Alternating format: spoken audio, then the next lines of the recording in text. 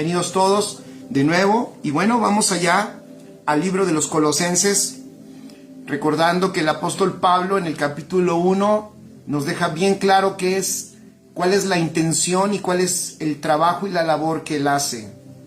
Él entendió que a la iglesia hay que llevarla a la estatura del varón perfecto. Amén.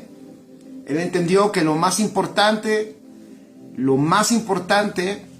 era no solamente que las personas conocieran un evangelio que los salva, sino que estuvieran expuestos a la realidad que este evangelio propone para que esa salvación alcanzara el propósito por el cual fue dada.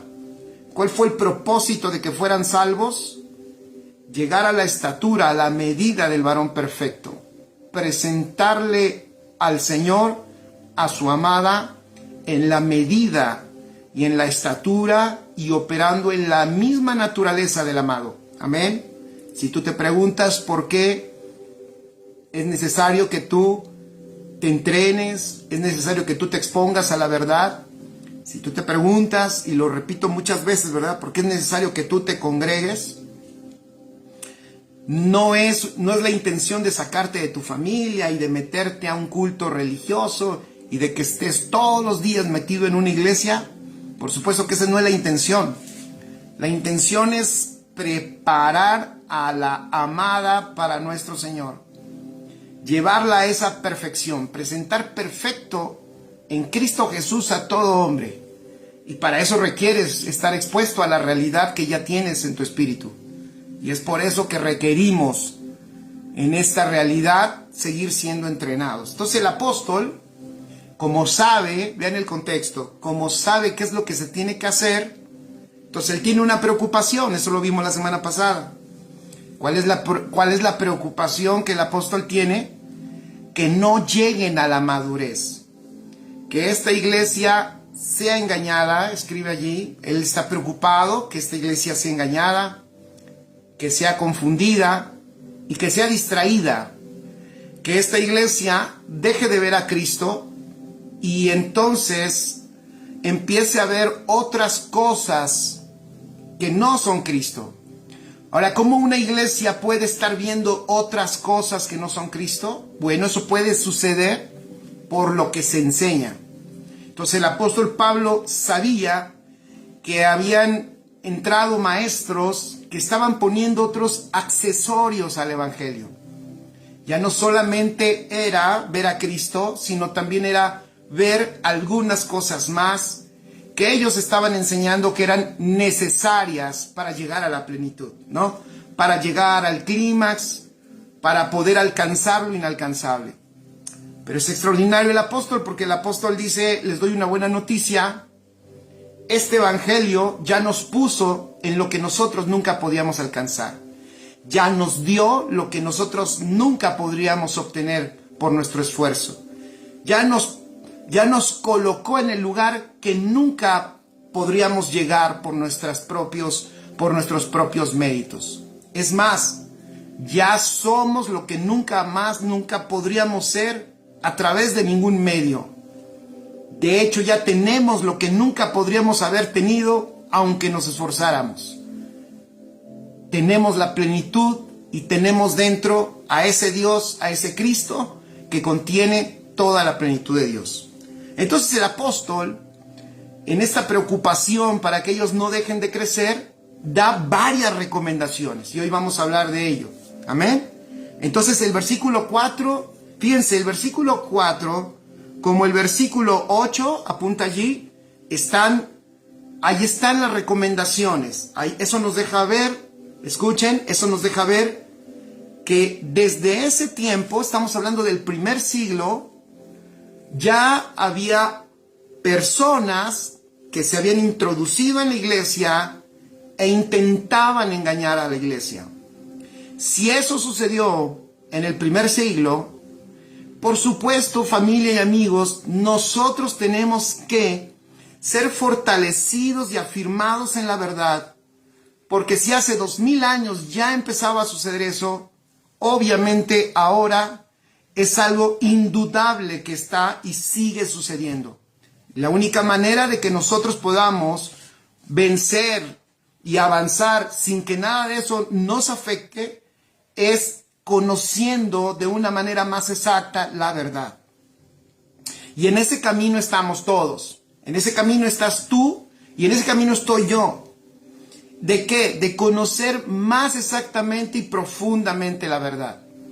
Pero no te preocupes, no es un camino de preocupación, ni tampoco te espantes, no es un camino de estar asustado y espantado por a ver quién nos puede engañar, a ver quién nos puede sorprender. No es un camino de desconfianza, no es un camino de miedo, sino es al revés, un camino de confianza, es un camino de vida, es un camino de certeza, es un camino que te voy a decir un detalle, que si tú en tu corazón te has propuesto, en tu corazón has decidido no quitar la vista del Señor, tenlo por seguro que el Señor se va a revelar y te va a... esa intencionalidad tuya te va a guardar del engaño. El Señor te va a mostrar su vida, su verdad. El Señor te va a guardar, te va a proteger y te va a guiar para que tú crezcas correctamente y se cumpla toda esta expectativa que el Señor tiene del Cristo que te habita. Fíjate lo que dije, es la expectativa que Dios tiene del Cristo que está dentro de ti. Amén. Entonces el apóstol Pablo en el versículo 4 y en el versículo 8 lo dice, miren, lo voy a leer. Versículo 4, Colosenses 2:4, dice, y esto lo digo para que nadie los engañe con palabras persuasivas. ¿Ya vieron? Para que nadie los engañe. El versículo 8 también lo repite. Dice, mirad que nadie los engañe. Mirad que nadie los engañe. ¿Se acuerdan que dijimos que la última herramienta, el arma que le quedó a las tinieblas, el arma más efectiva, entre comillas, que tiene las tinieblas contra la iglesia es el engaño? Eso es bien importante entenderlo. Ya a veces nos hemos distraído e inventado, incluso creo yo, hemos inventado armas de las tinieblas. Ya tú sabrás cuáles. Algunos, depende de tu contexto, es las cosas que hemos estado nosotros hasta inventando de cómo creemos que el enemigo nos quiere destruir. Bueno, te voy a decir, no te puede destruir el enemigo si estás en Cristo, no te puede destruir, pero lo que sí sigue usando como herramienta es el engaño. Entonces el apóstol, para que este engaño no tenga efecto en esta iglesia y nada detenga el camino de perfeccionamiento, escribe estas cosas extraordinarias.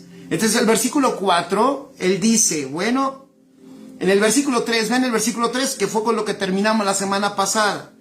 Él dice, en Cristo están escondidos todos los tesoros de la sabiduría y del conocimiento. Interesante. En Cristo están escondidos. ¿Escondidos para quién? Apunta allí. ¿Escondidos para quién? Para quien no está en Cristo. Amén. Escondidos. ¿Para quiénes están escondidos todos los tesoros de la sabiduría y del conocimiento? ¿Por qué usa esa palabra el apóstol? ¿Por qué usa esa palabra el apóstol? De que este conocimiento y sabiduría, y no dice algunos, dice todos los tesoros de la sabiduría. Vean qué hermoso, mira, puedes extender tus manos y si hay alguien a tu lado, le puedes decir, oye, está muy bueno esto que ya tenemos. Fíjate lo que dice que contiene Cristo dentro de él. Dice, en él están escondidos todos los tesoros de la sabiduría y del conocimiento. Ya la semana pasada hablé un poquito de cómo se pueden aplicar estas dos palabras, ¿verdad? Sabiduría y conocimiento. Si tienes ahí algunas dudas, puedes ver el video pasado aquí en mi página de Facebook o suscríbete al canal de YouTube, Jorge Iniestra, que por cierto, Jorge Iniestra, desgraciadamente hay otro Jorge Iniestra muy famoso, ya lo he dicho, que es un hombre muy malo acá de Iztapalapa, pero yo soy bueno, así que no se confundan, ¿ok? Pero yo publico los videos de YouTube aquí en mi página, también búscala ahí abajo y vas a ver que ahí te vas a encontrar uno, te puedes meter y ahí te puedes suscribir y ahí puedes estudiar la clase pasada, ya expliqué eso. Pero ven qué maravilloso, decía yo, ven qué extraordinario. Pon allí en tus notas, yo tengo acceso, pon en tus notas, yo tengo acceso a todos los tesoros de la sabiduría y del conocimiento porque están en Cristo y yo estoy en Cristo. Entonces, ¿para quiénes están escondidos? Fíjense qué tremendo. Pues están escondidos para los que no están en Cristo. Por eso el apóstol Pablo usa esa palabra. Él dice, bueno, ustedes presumen de un conocimiento escondido, oculto, que nadie conoce. Ustedes tienen a sus iniciados, ¿verdad? A sus iluminados que operan en un conocimiento profundo que no es para todos. Bueno, dice el apóstol, yo les voy a decir algo que ustedes no saben. Ustedes, aunque tengan todo ese conocimiento, no pueden acceder a todos los tesoros de la sabiduría y del conocimiento, porque los tesoros de la sabiduría y del conocimiento están en Cristo Jesús. Entonces escribe allí en tus notas. Obviamente, el perfeccionamiento del cual el apóstol Pablo hablaba en el capítulo 1, el perfeccionamiento del cual el apóstol hablaba en el capítulo 1, en nosotros se da una de las herramientas para perfeccionarnos, es su sabiduría y es su conocimiento. Amén. Repito, la sabiduría divina y el conocimiento divino son herramientas de perfeccionamiento para nuestra vida. Extraordinario. Entonces, por eso Pablo dice que nadie los engañe, que nadie los deslumbre, que nadie los deje con la boca abierta. Tranquilos. Ustedes dentro, en Cristo Jesús, pueden acceder a las mayores profundidades de sabiduría y de conocimiento divino.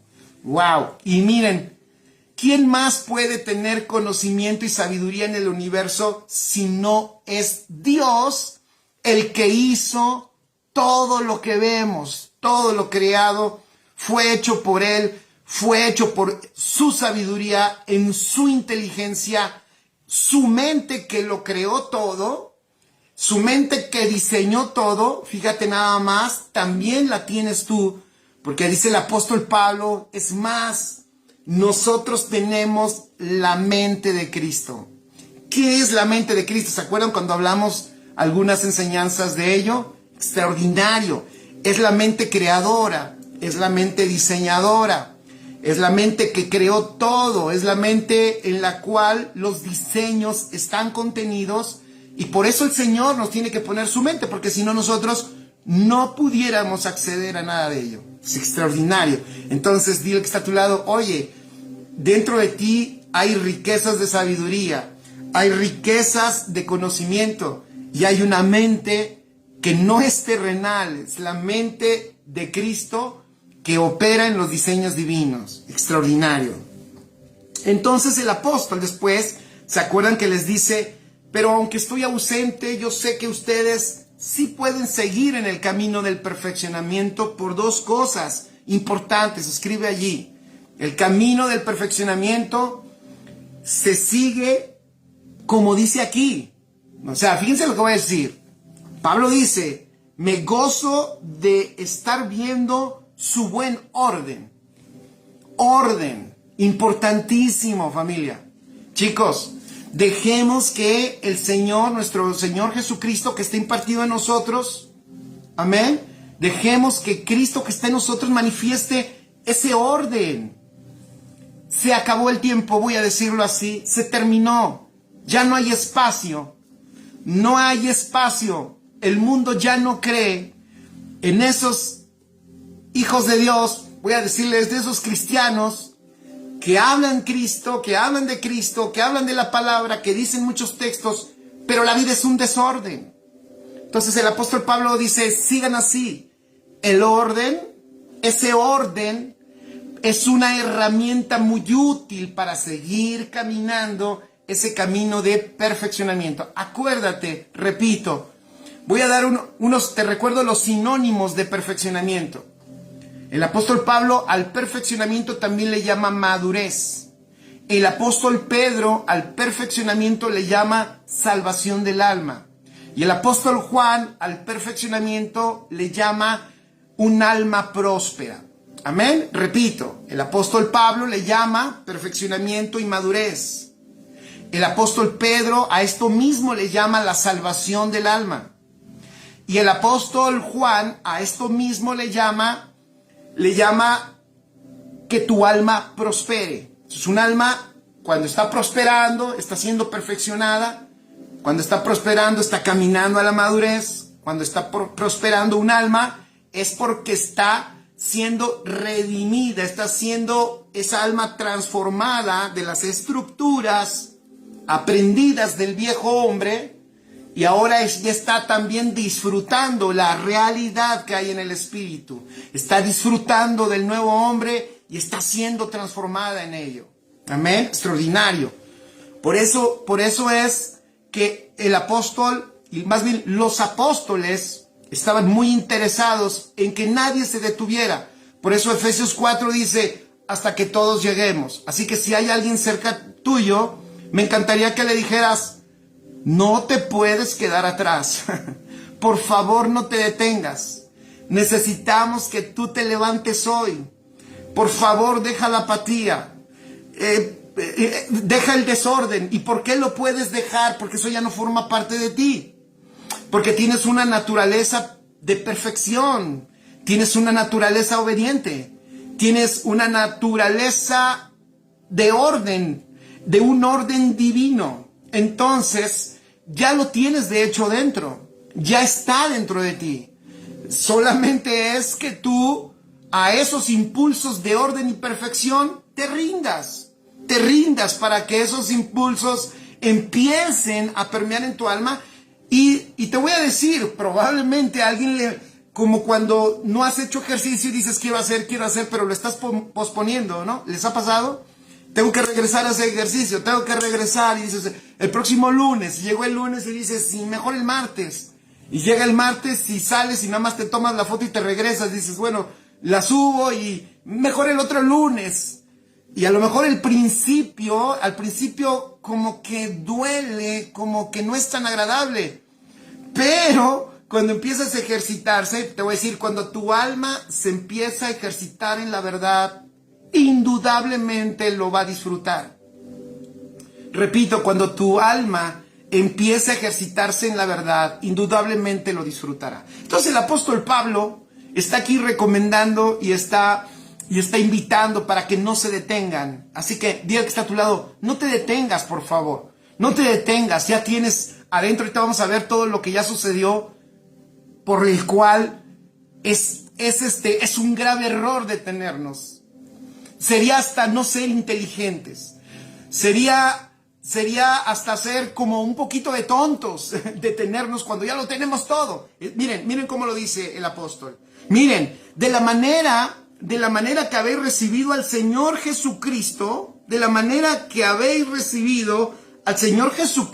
andad en él. Me gusta más otra versión que dice, de la manera en que habéis recibido, fíjense, a Jesucristo como Señor, de la manera que habéis recibido a Jesucristo como Señor, así sigan. ¿Me escucharon? Fíjense. Bueno, a lo mejor algunos tendrán que decir, a ver, pastor, como que no entiendo, se me hace eso muy simple. No es simple. Les voy a decir por qué. Porque parece que ahora necesitamos que recordarle a la iglesia que el Señor es Cristo. El Señor no eres tú. El Señor es Cristo. Vuelvo a decirlo, el Señor no soy yo. Yo no soy el que llevo a Dios jalándolo para que haga lo que yo quiero. No.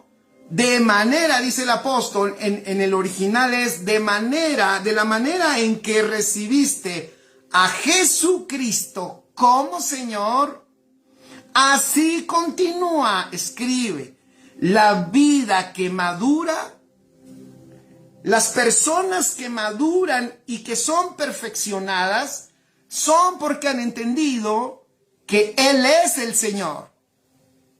Desde el principio hasta el fin, hasta la eternidad, Él es el Señor. Pero claro, hace un rato dije, parece que necesitamos recordar esto, porque a veces el evangelio que se enseña, ¿ya vieron? Por eso hay que distinguir el evangelio que escuchamos, porque a veces el evangelio que se enseña parece que a Dios lo tenemos como el mago de la lámpara, para que haga lo que yo quiero que haga, para que me siga y para que cumpla mis sueños y mis deseos. Bueno, el apóstol aquí dice, es importante que no olviden que como recibieron, porque ese fue el evangelio que los apóstoles les predicaron. ¿Cuál era entonces? Aquí nos deja ver también una luz.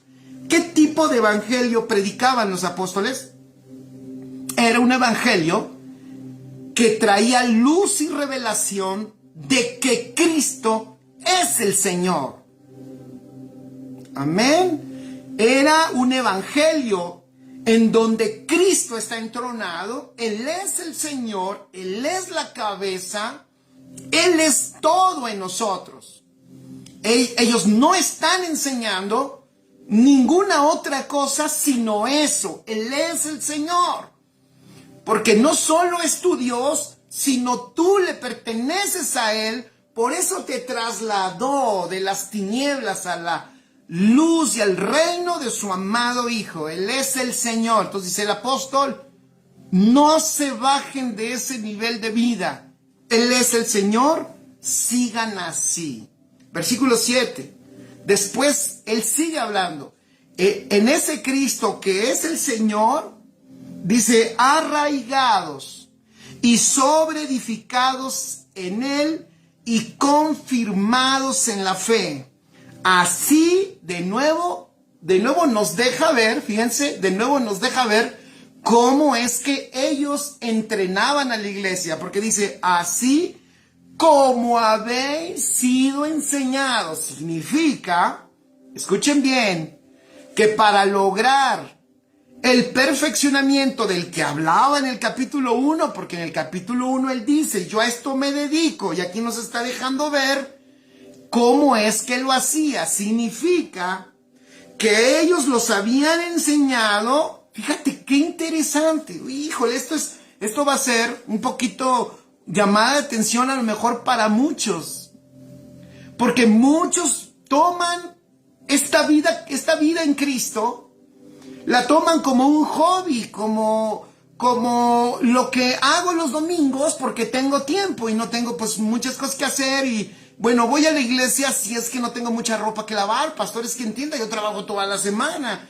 entonces deme oportunidad. Y es que el domingo es el día que descanso, pastor, y es que usted sabe. Y entonces, ¿sí me explico? Vean la manera de entrenarlos. ¿Qué nos dice aquí? Dice, así como habéis sido enseñados. Fíjense, ¿qué les enseñaron? Número 1, les enseñaron una gran verdad. Hay una palabra, los enseñaron a arraigarse en Cristo. En otras palabras, ¿qué significa arraigados? Echar raíz. Fíjense qué padre, qué bueno es esto. Digo, ahorita lo estoy pensando y digo, wow, nos estamos metiendo en algo que si no consideramos, la verdad nunca lo entendemos, pero por el Espíritu, el Señor nos está dando luz. Fíjate qué maravilloso. Yo la verdad, no sé, yo decía, ¿y cómo le hacía? Ha sido una de mis preguntas existenciales desde que el Señor me permite servirles. Una de mis preguntas es, Señor, enséñame cómo le hacían ellos, cómo es que ellos pudieron, la iglesia, me refiero, que la iglesia, también la iglesia del primer siglo no terminó, no fue una iglesia que llegó al punto de decir ya, una iglesia terminada, no, ellos seguían creciendo y bueno, pero en su generación, a mí me parece que tuvieron algunos avances que a nosotros cómo nos ha costado el trabajo. Entonces yo le he preguntado al Señor, Señor, ayúdanos a ver qué era lo que hacían. Bueno, aquí nos lo está dejando ver. Escuchen, buscaban que las personas que venían a esta salvación tan grande fueran arraigados. en Cristo. ¿Qué significa? Pon allí, que de Cristo, porque ¿qué hace una raíz? Mira, una raíz hace dos cosas. La raíz, escribe allí, da fortaleza. La raíz permite que el árbol sea inamovible.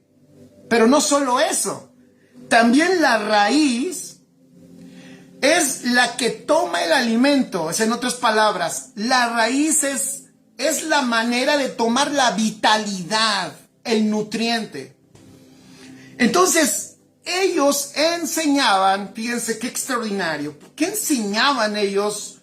¿Cómo eran enseñados? Bueno, número uno, pon allí, buscaban que las personas echaran raíces en Cristo, fueran arraigados en Él. En otras palabras, ellos fueran a la profundidad.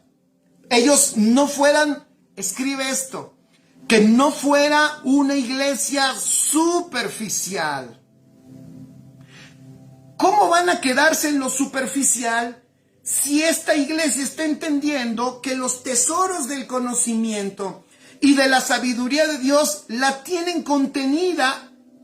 contenida en Cristo, y Cristo está dentro de ellos? Sería un error y un desperdicio quedarse en la superficialidad. Yo te invito, mi hermano, mi amigo, mi compadre, mi compañero, como sea, ministros, hijos de Dios, aquellos que comparten la palabra, dejemos la superficialidad, por favor. La superficialidad no le hace bien a nadie. Hay un pasaje en la Escritura donde ministros superficiales e inexpertos en una sombra, claro, es una sombra, es una historia por allá, trajeron muerte a una generación. Era un profeta de una compañía de profetas que le toca hacer la comida, y que él dice, bueno, pues agarremos hongos silvestres y comida silvestre, y agarra cualquier cosa y la mete en una olla y se la ofrece a una generación de profetas, y estaban ellos a punto de, cuando ven esa olla, están a punto de comérsela, y uno dice, no se la coman, hay muerte en esa comida, porque es una comida, escuchen, no sé qué palabra usar, o qué lo voy a decir, es una comida hecha al aventón, por inexpertos,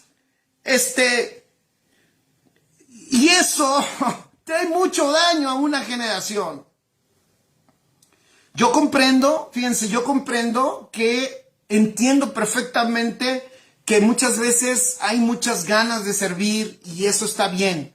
Y ese deseo de servir, de compartir el evangelio, es correcto y nunca hay que detenerlo. Pero a la par, escuchen esto, a la par tenemos que dejar de ser superficiales. En esa ocasión tuvo que venir un profeta, y el profeta de Dios creo que le echó cal a esa comida, y entonces, bueno, salvaron a esa generación. Tuvo que venir un profeta para traer orden en el alimento. Entonces, eso no es una historia cualquiera. Nosotros, tú y yo, lo digo con respeto, ¿vale? Yo creo que tenemos que dar gracias, muchas gracias por todos los maestros y pastores que hemos tenido. Muchas gracias por ello, y muchos se han esforzado y han estudiado, gracias a Dios por ello, ¿vale? No me refiero a ellos, me refiero a que no podemos nosotros ser superficiales, porque ya hemos sufrido consecuencias de eso, hemos sufrido consecuencias de un alimento que no tiene los nutrientes necesarios para llevarnos al crecimiento, a la madurez y a la perfección. Evitemos, gracias Ofe, dice, el ahí se va, por supuesto es que hay una gran responsabilidad de enseñar.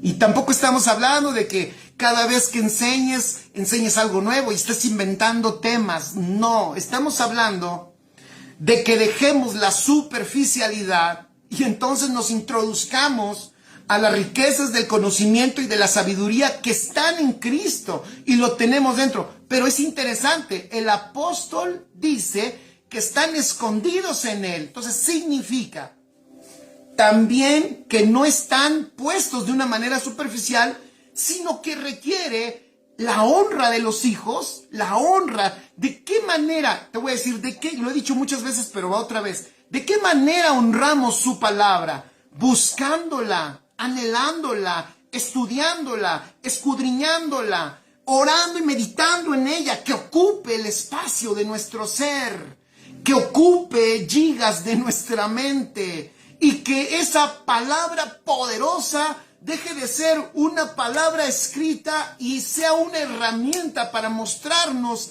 las realidades de nuestro Señor Jesucristo. Y cuando eso en nosotros se convierta en una realidad que esté haciéndose vida en nosotros, podamos transmitirla a aquellos que tienen necesidad de comer y tú les puedas dar un alimento que nutre. Requerimos eso. Entonces el apóstol dice, necesitan, como les enseñamos, acuerden, como se les enseñó, arraigados. ¿Pero arraigados en qué? En Cristo. En Cristo. Escribe ahí en tus notas unas de las claves del apóstol Pablo para no decir herejías y fantasías. Porque te voy a decir, esta carta es para combatir a los filósofos gnósticos. Imagínate, ellos seducían a la gente para que adoraran hasta a los ángeles. O sea, les encantaba lo místico. O sea, ellos les gustaba mucho lo misterioso. Bueno, para combatir a estos, el apóstol Pablo dice cosas en esta carta que no dicen otras. Cosas como que toda la plenitud de la deidad está metida corporalmente en Cristo Jesús. Ojo, y iba a decir esto, y el apóstol Pablo, para evitar cualquier herejía, te voy a decir, se nota que él mismo no se sale de Cristo. No sé si me estoy explicando. Porque las profundidades de lo que el Señor nos puede enseñar, las riquezas de su sabiduría y las riquezas de su conocimiento, nunca nos van a sacar de Cristo. Eso escríbelo. Este evangelio no es de fantasías. Este evangelio es la realidad de Cristo. Saludos hasta Oregon, Federico, un abrazo. Amén. Entonces se nota que aunque el apóstol Pablo se va al límite de lo que pudiera ser algo místico y la realidad, no se pasa ni a la falsedad, ni rompe el límite. ¿Saben por qué? Porque todo lo sigue viendo en Cristo Jesús. Amén. Entonces, dice el apóstol, nosotros les enseñamos a estar arraigados en Cristo. Significa que les enseñamos a que deben de profundizar. Les enseñamos a que deben de poner y echar sus raíces para que tomen la vitalidad y la fuerza y el alimento y la nutrición de Cristo. Para que su alimento, escribe, sea Cristo. Una persona que su alimento es Cristo, indudablemente Cristo se formará en su alma, indudablemente. Entonces, para eso son las raíces. Y después usa otra palabra. Dice sobre edificados. También interesante, escribe allí. Sobre edificados habla de progresión. De nuevo, ellos les enseñaron que esta vida es progresiva. Esta vida se ensancha. Ellos les enseñaron a no detenerse. Ellos les enseñaron que esta vida se sobreedifica, como dice en Hechos, capítulo 20, versículo 32. Dice, y ahora hermanos, fíjense cómo dice Hechos 20, 32, y ahora hermanos, os encomiendo a Dios y a la palabra de su gracia que tiene poder. ¿Ya vieron? La palabra de su gracia tiene poder para sobreedificaros y daros herencia con todos los santificados. Entonces, sobreedificar significa crecimiento progresivo. A ver, si está alguien a tu lado, por favor, dile, la condición que tienes hoy no es tu condición final. Y aunque seas apóstol, pues, aunque seas el papa, el obispo de Oregón, o el obispo de Iztapalapa. No, es que yo ya soy, yo estoy al frente. Ay, espérame. Esta vida siempre tiene que ser sobreedificada. Siempre esta vida por diseño se sobreedifica. ¿Y cuál es el cimiento de esa edificación? Obviamente, el cimiento es Cristo. Y se sigue sobreedificando en la gracia de nuestro Señor Jesucristo. Entonces, es un crecimiento progresivo. También ellos les enseñaron eso. Qué importante, ¿no? Que a cada persona nosotros, si tú hoy nos escuchas, te digo una cosa, Dios te llamó a un crecimiento progresivo, a un crecimiento permanente. La gente como te ve hoy, en 2 meses, en 3 meses, te va a ver diferente porque hubo una progresión, una extensión, un avance de la vida de Cristo que portas. La condición que tengo hoy, gracias Marcela, no es mi condición final.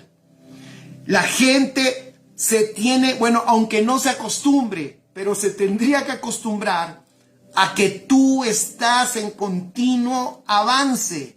Esa es la vida que portamos. Esa es la vida que tenemos dentro. Y a todos mis amigos amados, de donde quiera que nos veas, yo te invito para que no te detengas. Saludos, Lupis, un abrazo hasta Ciudad Juárez. No se detengan.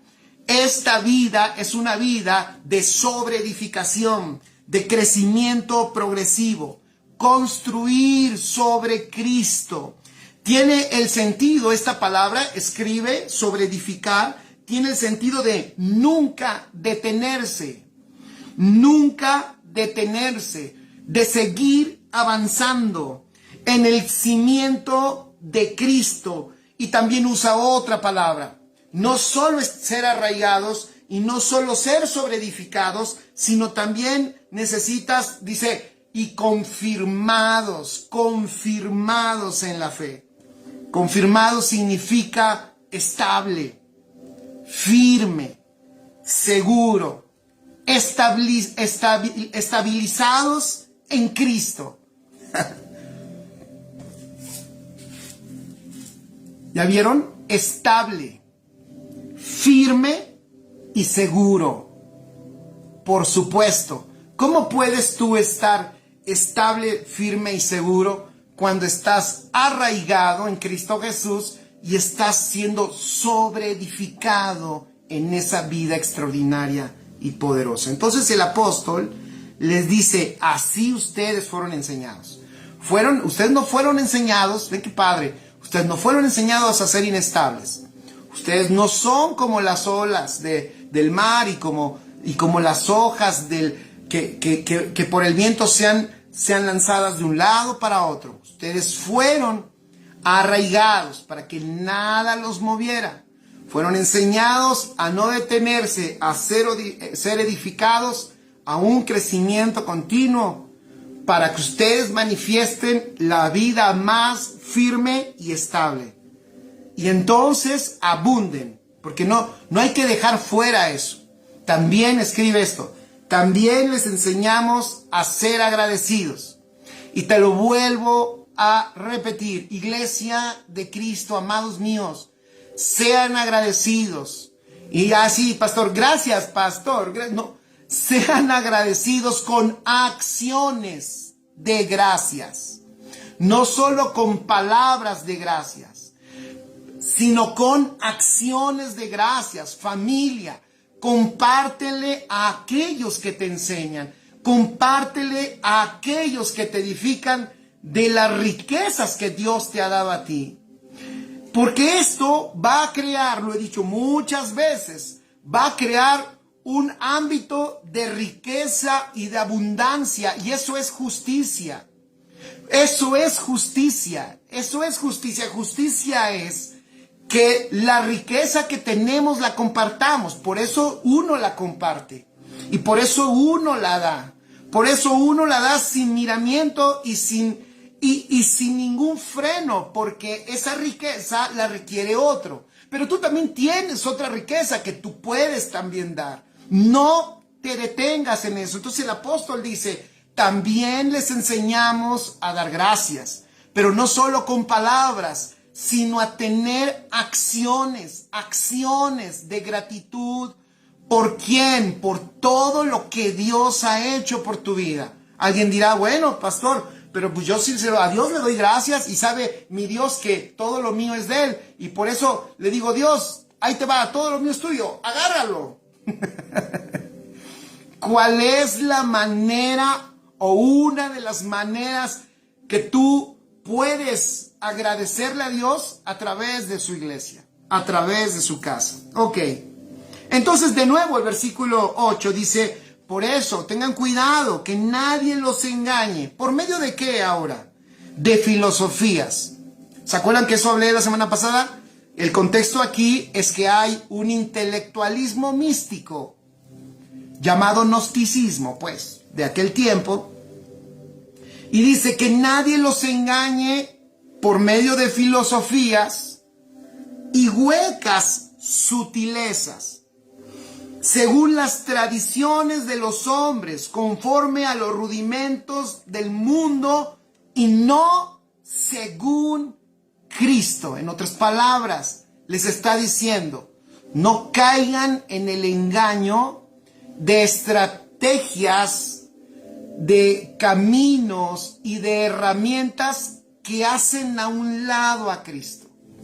Cristo no es uno de otras muchas cosas más en la iglesia. Cristo es el todo.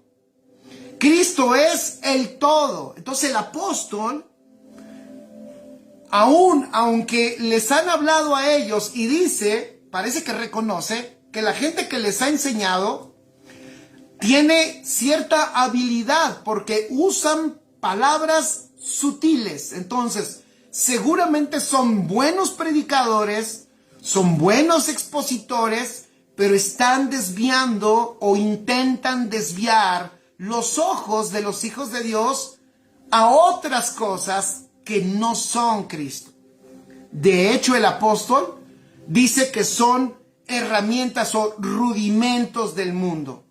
Y es sorprendente que diga que son rudimentos del mundo porque se nota que en el contexto, saludos Fernando, un abrazo, se nota que en el contexto tiene que ver con asuntos religiosos. Es que aquí hay una gran verdad que tenemos que tener bien clara. Escribe, el brazo más peligroso del mundo es la religión. Repito, el brazo más peligroso del mundo es la religión. Por eso el apóstol mete a la religión como los rudimentos del mundo. Me voy a atrever a decir otra cosa. Por eso el corazón religioso es un corazón mundano. Porque las herramientas o el diseño en el que opera la religión es el diseño en el que opera el mundo. ¿Que cuál es? Es el esfuerzo humano que hace a un lado la obra redentora de Cristo. Amén. Entonces, el apóstol Pablo aquí dice algo más. Pone a la religión dentro de los rudimentos de este mundo. Dice, y no según Cristo. Y de nuevo dice, porque en Él, ¿en quién? En Cristo, habita corporalmente toda la plenitud de la deidad. Eso está buenísimo. Aquí el apóstol ya nos está diciendo lo que aquellos seguramente estaban enseñando. Aquellos estaban enseñando que a Dios lo podías recibir también a través de otros medios y de otras técnicas.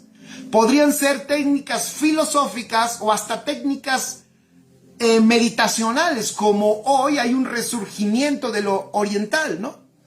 Y hay un resurgimiento de esa espiritualidad oriental mística, que no es verdadera espiritualidad, sino es lo mismo de aquí. Es supuestamente alcanzar lo divino y alcanzar lo espiritual, pero sin Cristo.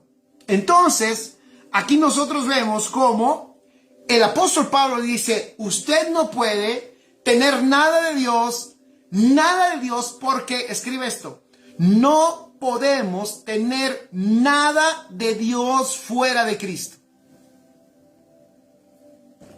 Nadie puede tener nada de Dios fuera de Cristo.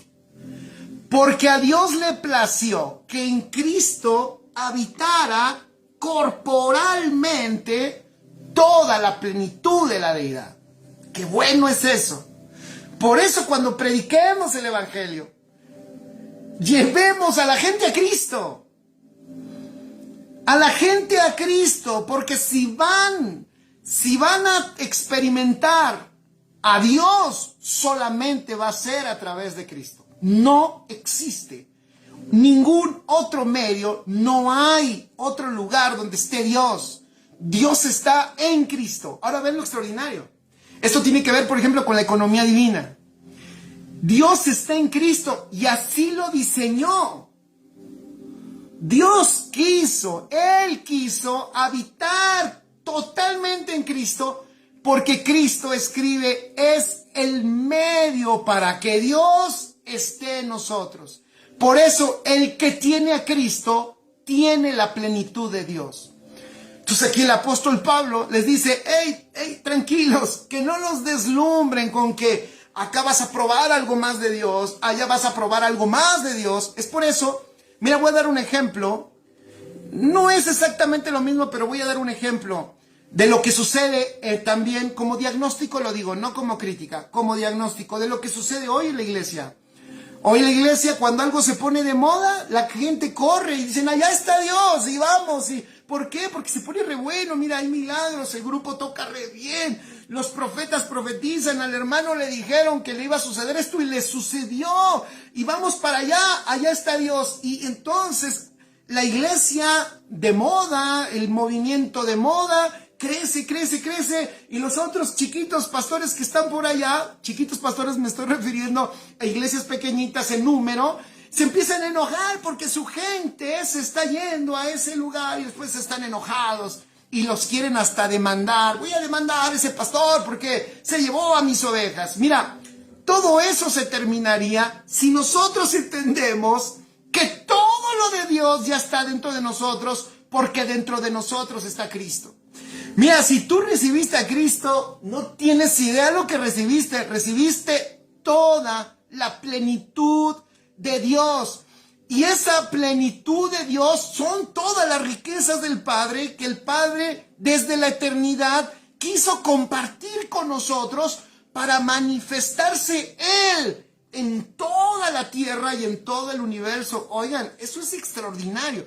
Si nuestros amados hermanos de una iglesia grande o chiquita, del tamaño que sea, entiende esto, no se mueve por nada, sino permanece siendo útil en el lugar donde está y no se mueve creo que Dios está más allá que aquí en mi iglesia. Además, a mi pastor ya lo veo flaco, cansado, ojeroso y sin ilusiones, y además ya se está poniendo viejito, ya no está tan guapo como antes, ya se está amargando. Entonces yo creo que se siente mejor. Dios como que está más fuerte, la presencia, pastor, allá. ¿Han escuchado eso? La presencia está más fuerte por allá. No, está más fuerte la presencia allá en Oaxaca, allá con la de lentes. Allá se siente más fuerte. No, la presencia está más fuerte en Estados Unidos. No, en Estados Unidos. Dios decidió no estar en algún lugar geográfico. Dios decidió depositarse en Cristo. Y Cristo decidió entregar su vida para impartirse a nosotros. Y tú y yo disfrutemos la plenitud de Dios. Y un hijo de Dios que entiende eso dice, Pues como que no se siente. Puede decir, pues como que no se siente, pero lo tengo. Como que no se siente, pero ahorita vamos a hacer que se manifieste y vamos a dejar que Él crezca y que Él se desarrolle en mi vida.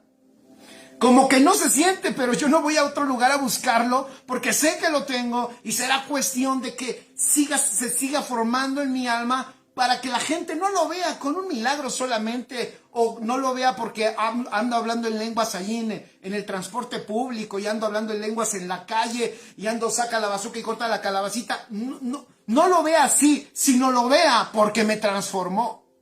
Y porque cuando hablan conmigo, no están escuchando a un ser humano, sino están escuchando a un ser divino que me habita, que se llama Cristo, que es Dios en toda su plenitud de nuestra vida. Y un hijo de Dios que entiende esta verdad, que toda la plenitud de la deidad está en Cristo y sabe que tiene Cristo, no se anda moviendo a ningún otro lado. Eso digo yo. Dicen por allá, en Indianápolis está mejor, dicen algunos, ¿no? Ahí está más fuerte en Indianápolis. No, si viera, pastor, aquí.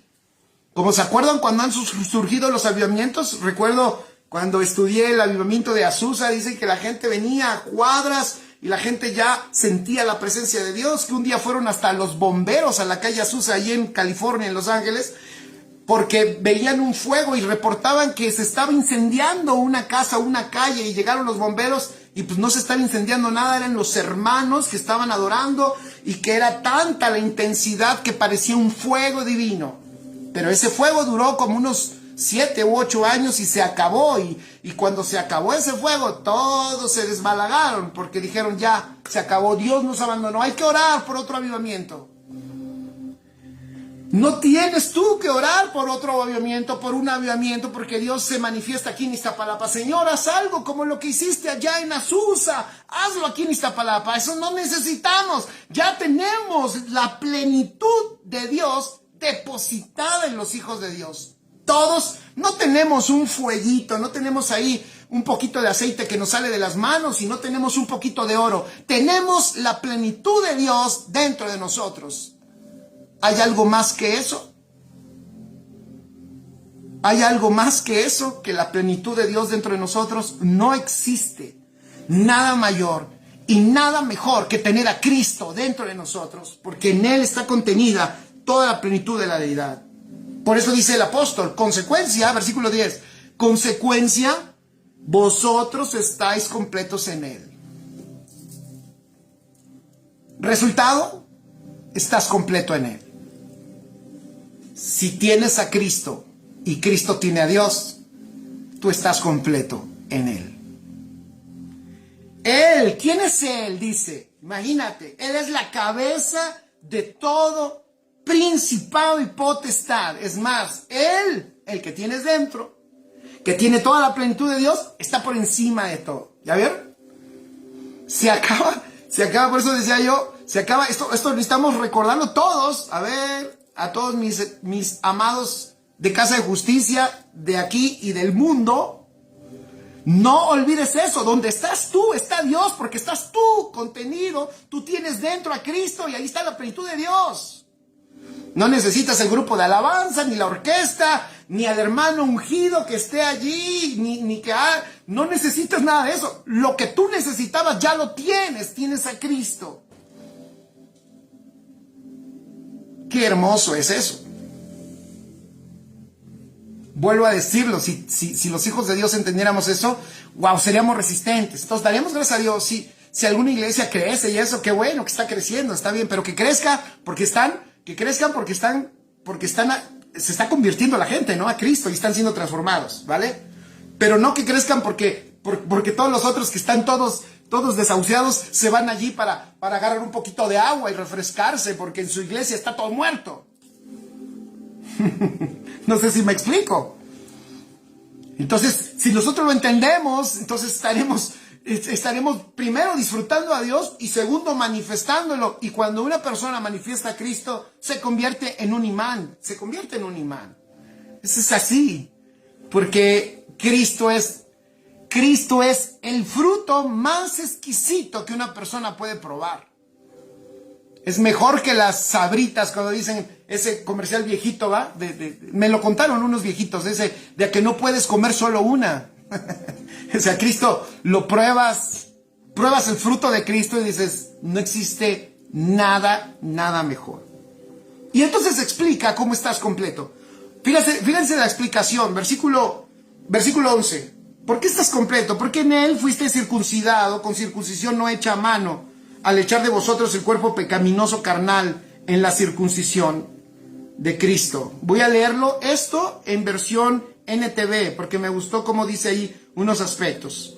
Dice, versículo 11, fíjate cómo el apóstol redondea cómo es que no nos falta nada. Fíjate, versículo 11, cuando ustedes llegaron a Cristo, escuchen esto, cuando ustedes llegaron a Cristo, fueron circuncidados, pero no fueron circuncidados mediante un procedimiento corporal, o sea, no fue con cuchillo, no fue con mano y cuchillo, no fue una circuncisión carnal, humana, sino, escuchen, Cristo llevó a cabo una circuncisión espiritual, es decir, les quitó, pon allí con letras grandes, me quitó la naturaleza pecaminosa.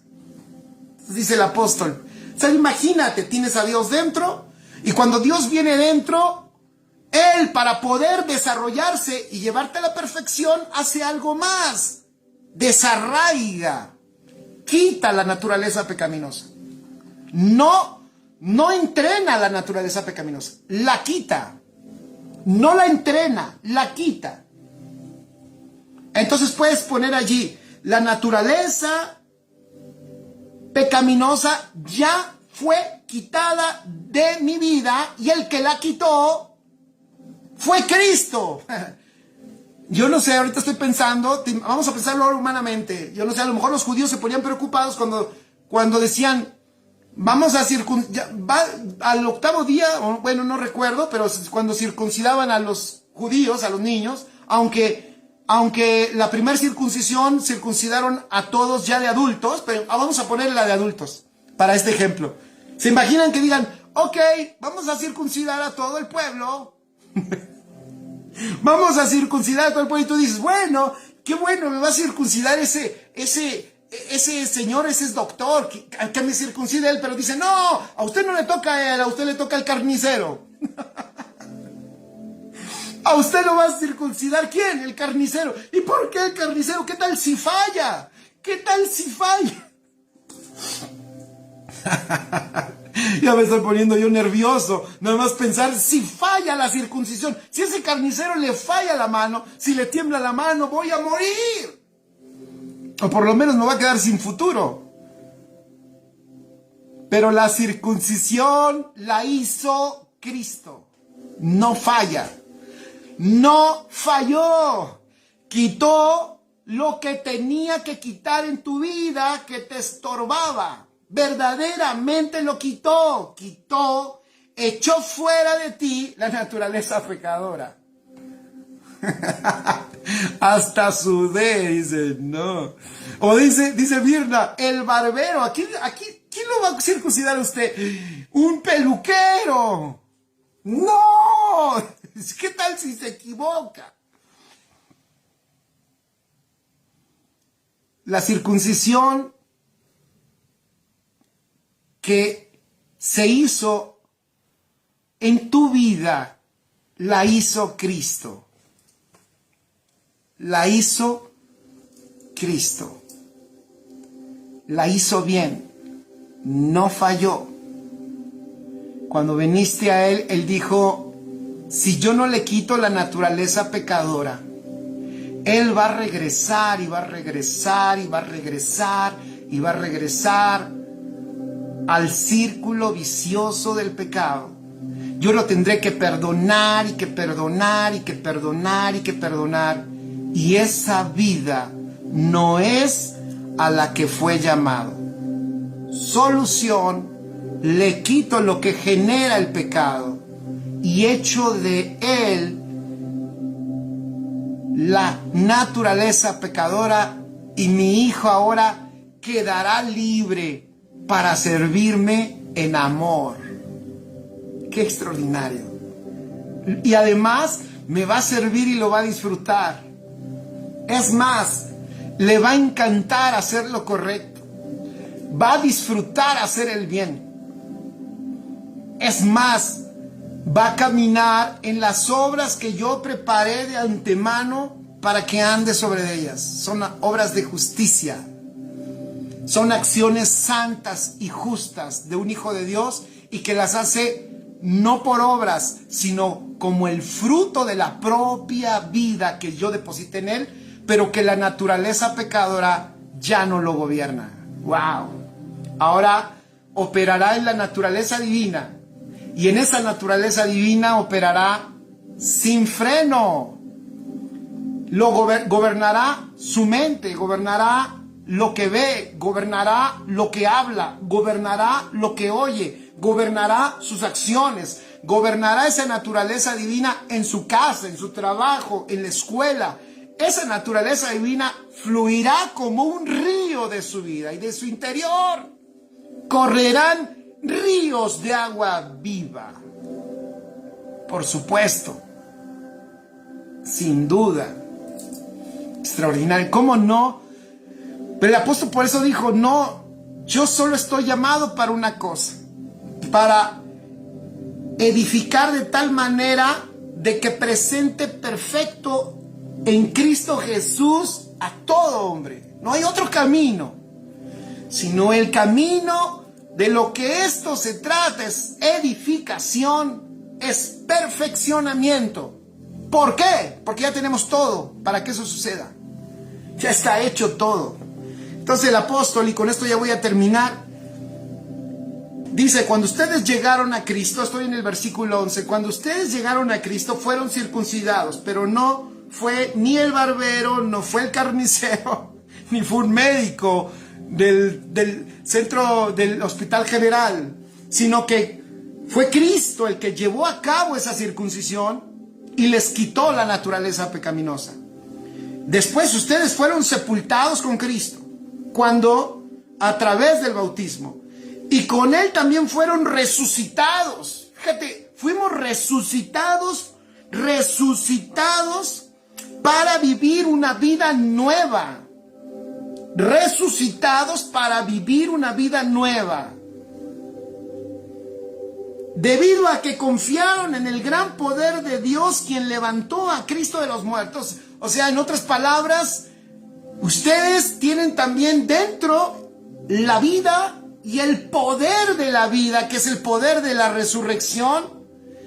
¿Qué tanto poder tiene? ¿Qué tanto poder es ese? Bueno, es el mismo poder que resucitó a Cristo de entre los muertos. Es el poder que opera dentro de ti. Así que pon en tus notas: no nos falta poder, no nos falta. No nos falta, tenemos el mismo poder que operó en Cristo Jesús. Y ustedes, dice, versículo 13, estaban muertos a causa de sus pecados, y porque aún no les habían quitado la naturaleza pecaminosa. ¿Ya vieron? Entonces, escribe tus notas. El Señor solucionó los pecados.